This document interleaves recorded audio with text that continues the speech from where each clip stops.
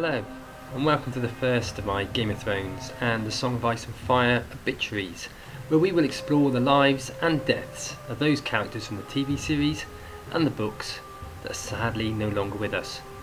Of course, there may be some conflict even in that, as just because you're dead in one does not necessarily mean that you're dead in both. And just because you're dead now, it doesn't mean you'll stay dead. The body count may be high in Westeros. We are not always talking Monty Python parrot dead. Of course, therefore we need to put a big spoiler warning. In this instance, spoilers for Season 1 and Book 1. Let us start this series with the death that first made us realise that none of the characters were as safe as perhaps we initially thought. Eddard Stark, commonly known as Ned, was the Lord of Winterfell and Warden of the North. Son of Lord Rickard and Lyanna Stark, Ned was the second oldest of 4 children, Brandon, Lyanna and Benjen. By the time the stories commence, only Ned and Benjen remain alive. Ned spent much of his early life at the Eyrie, where he was fostered by Jon Arryn. It was here that he befriended a young Robert Baratheon, as well as developing a close bond with Arryn, whom he considered to be like a second father. As the second oldest of the 4 Stark children, Ned was not expected to inherit Winterfell. However, this all changed in the events that led up to Robert's rebellion. Ned's sister, Lyanna, whom was loved by Robert, was allegedly abducted by Prince Rhaegar Targaryen, the heir to the Iron Throne. Ned's eldest brother Brandon travelled to King's Landing to demand her release, but was arrested. Lord Rickard then also headed to King's Landing, demanding a trial by combat, but at the command of King Aerys, both the Lord of Winterfell and his heir were executed. These actions led to Jon Arryn launching a rebellion against the Mad King, and Ned inherited the title of Lord of Winterfell. Ned married Catelyn Tully of Riverrun, who had previously been betrothed to his brother Brandon before his untimely death. Together they would have 5 children: Robb, Sansa, Arya, Brandon and Rickon. He would also allegedly father a bastard son, Jon, although much mystery surrounds this conception.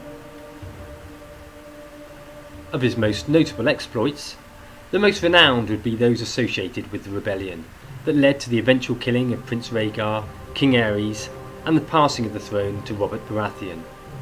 These events did, however, cause friction between the pair of friends. Robert had become injured following the confrontation with Rhaegar, leaving Ned to fight what remained of the Targaryen forces back to King's Landing. What awaited him was a city already sacked by the forces of Tywin Lannister, the one-time Hand of the King, and whose followers had brutally murdered Rhaegar's wife Elia Martell and their 2 young children, daughter Rhaenys and son Aegon. The eldest Lannister son, Sir Jaime, who had been a knight of the King's Guard, had killed King Aerys, thus prompting the name Kingslayer, and was found by Ned sitting on the Iron Throne. Now Ned was renowned as a man of great honour and loyalty, and believed that Jaime Lannister should have been banished to the Night's Watch as an oathbreaker, but this was not supported by Robert. Similarly, Robert did not share Ned's disgust at the butchering of Rhaegar's children. Robert Baratheon was to become King of Westeros. The rift between the pair did not heal until the death of Lyanna, Ned's sister.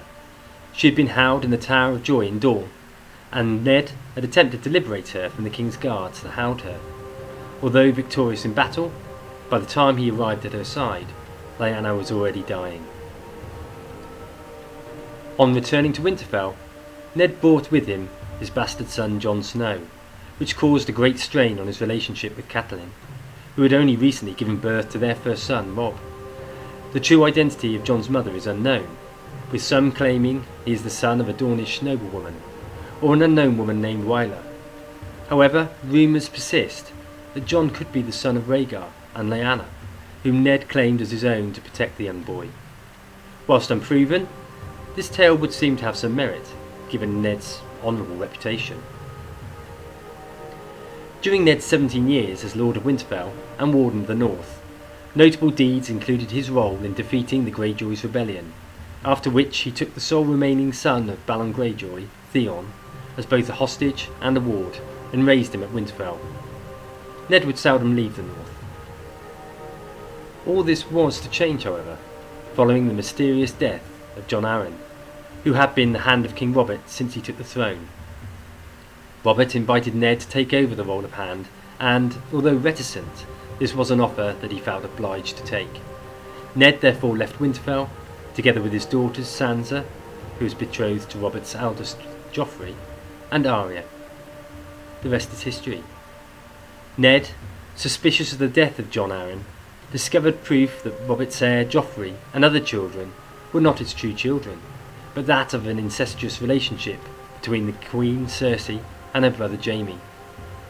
Tensions spiralled further when Catelyn took the Lannister brother Tyrion hostage for an alleged attempt on Bran Stark's life, resulting in a confrontation between Jaime and Ned that left the hand of the king severely wounded and many of his houseguards killed. When Robert himself died, again in mysterious circumstances, Ned confronted the Queen and was sentenced to execution. At his daughter Sansa's request, Ned was persuaded to publicly declare himself a traitor, with the Queen offering to spare his life and allow him to become a brother of the Night's Watch. King Joffrey, however, had other plans, and beheaded Ned Stark. With Ned's death, war soon embroiled Westeros, and many further high-profile characters were to fall, but that is the subject of future obituaries. As he went to his grave, so too, it is believed, did any certainty as to the parentage of Jon Snow.